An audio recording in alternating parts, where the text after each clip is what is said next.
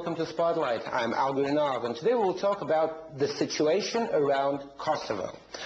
On November 26th, the Russia-EU-US Troika will start negotiations in Vienna on the situation in the Serbia's province of Kosovo.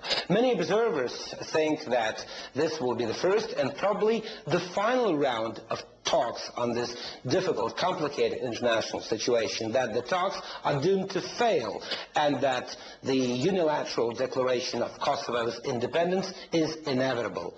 Is it true? What may happen, and what may be the reaction of Belgrade to this event?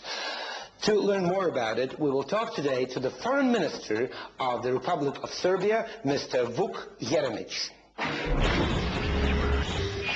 Mr. Vuk Jeremić is the newly appointed Foreign Minister of the Republic of Serbia. He also assumed the responsibilities of the Chairman of the Committee of Ministers of the Council of Europe in May. During his time in London, he subsequently worked for a number of financial institutions in the city, while simultaneously studying for a PhD in quantitative finance at Imperial College, University of London. On graduation from the Kennedy School of Government with a Master's in Public Administration and International Development, he joined the Ministry of Defense of Serbia and Montenegro as the Special Envoy for Euro-Atlantic Affairs. Before Mr. Jeremić became the foreign minister, he served as a senior foreign policy advisor to the President of Serbia for 3 years. Mr. Jeremić is married to a journalist who works for Radio Television of Serbia. The minister's surname stems from a long lineage of the Pozderac family, which was considered to be one of the most influential political families in Bosnia and Herzegovina during communist rule.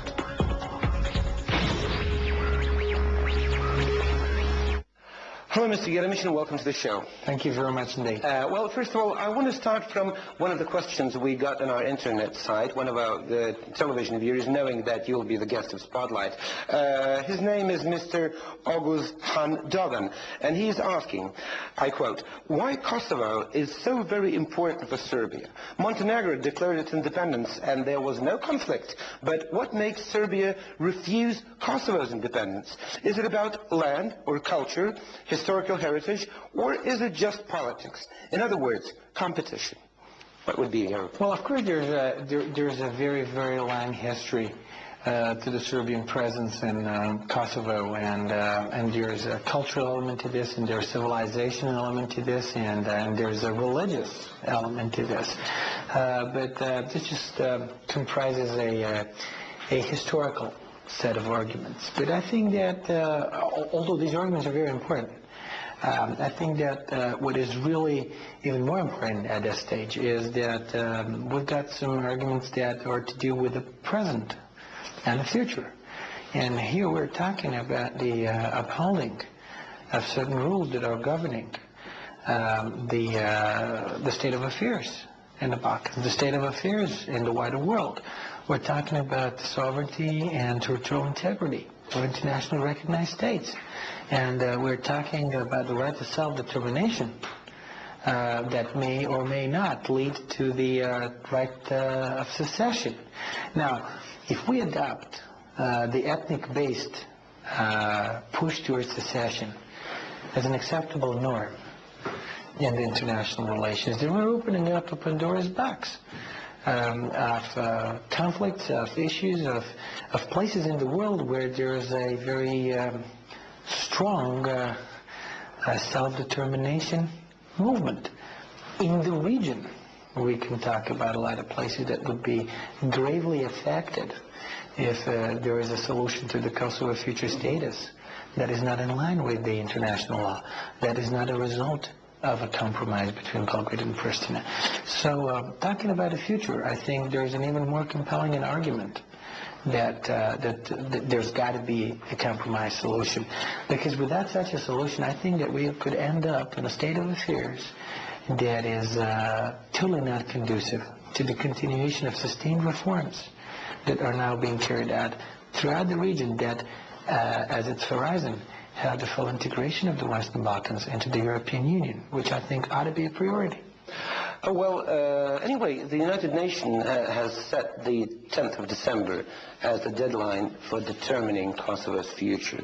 With what feelings are you facing this date? With hope or with fear? Well, I think that first of all, I think that we got to clarify the exact nature of this landmark date of the 10th of December. And first and foremost, the 10th of December is the date by which the negotiating troika, comprised of EU, U.S., and Russian Federation representatives, got a report to the Secretary General of the United Nations of the course of the negotiations so far. And that's how we see this date. It will be very important. I mean, I think it would be really preferable, if you will, if a compromise solution to the future status can be found by that particular date. Now, if that turns out not to be possible, and we can talk about my feelings and my views and my expectations with regard to the possibility of this particular thing had taken place. But if it doesn't happen, then I think we must stay committed to a peaceful process, to a peaceful negotiation that in the end of the day is going to lead us to a compromise solution, come what may. So, Your Excellency, did I get you right that you don't consider, Belgrade doesn't consider December 10 as to being the final deadline solution day? So, you don't think that this will be the date on which something will happen? It may not, you think. Is that right? What's certainly going to happen at the 10th of December, that there's going to be a dawn of December 11. That's something that is for sure, and a little beyond that. I think it's important that the solution comes about sooner rather than later. And December 10 is much better than December 11. And December 11 is much better than December 12. And December 12 is much, much better than March 11 of 2008. But the way we see it, we're not in the business of meeting deadlines. We're not in the business of delivering, somebody else's promises. We are in the business of statesmanship. We are in the business of trying to find a solution to the future status of Kosovo that is going to be conducive to reaching prosperity and peace and stability. So it isn't fear. It isn't fear you're feeling as we're moving forward. Well, talking about fears, talking about hopes, it's sometimes interconnected, but we look with apprehension, if you will. Right, well, then let me put the question a bit differently. How probable do you think is that the Kosovo's authorities will declare independence from Serbia in the near future? Like one-sidedly? I mean, first of all, I think that would be a very, very dangerous course of events. And I really hope, I truly hope, for the sake of the region's stability, for the sake of everybody's prosperous future, I just hope that grave mistakes from the 1990s are not repeated. I'd remind you that the Yugoslav tragedy, the breakup of Yugoslavia that led to almost unprecedented levels of human misery in this part of the world was instigated by unilateral declaration of independence on behalf of a number of actors in the ex-Yugoslav Federation and a third-party recognition thereof. So I hope that they're not going to get there, but we are witnesses of more or less unconcealed threats that this is exactly what is going to happen. And I just hope that the reason is going to prevail inside the international community. I don't think that the Kosovo Albanians will be prepared to unilaterally declare independence without substantial level of support from the international community. And therefore, I hope that come December 10 or December 11, for that matter, that it's not going to that such level of support is not going to be there, and that we're going to continue working towards finding a compromise solution.